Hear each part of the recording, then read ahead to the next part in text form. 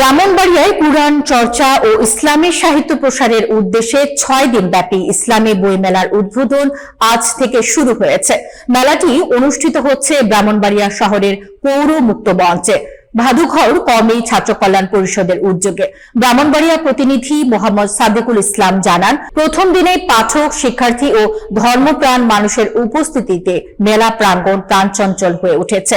মেলা প্রতিদিন সকাল ৯টা থেকে রাত ১০টা পর্যন্ত খোলা থাকবে এবং এতে দেশের বিভিন্ন স্বনামধন্য ইসলামী প্রকাশনী অংশগ্রহণ করছে। মেলায় কুরআন, হাদিস, তাফসির, ফিকহ, ইসলামী ইতিহাস, আদর্শ জীবন চর্চা এবং শিশু কিশোরদের নৈতিক শিক্ষামূলক বই সহ নানা বিষয়ভিত্তিক বই প্রদর্শন ও বিক্রি করা হচ্ছে।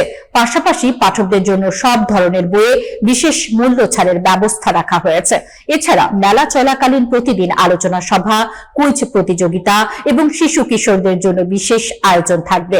আয়োজকরা জানান, ধর্মীয় জ্ঞান চর্চা ও নৈতিক মূল্যবোধ জাগ্রত করাই এই বই মেলার মূল লক্ষ্য। মেলা আগামী ২২ ডিসেম্বর পর্যন্ত চলবে।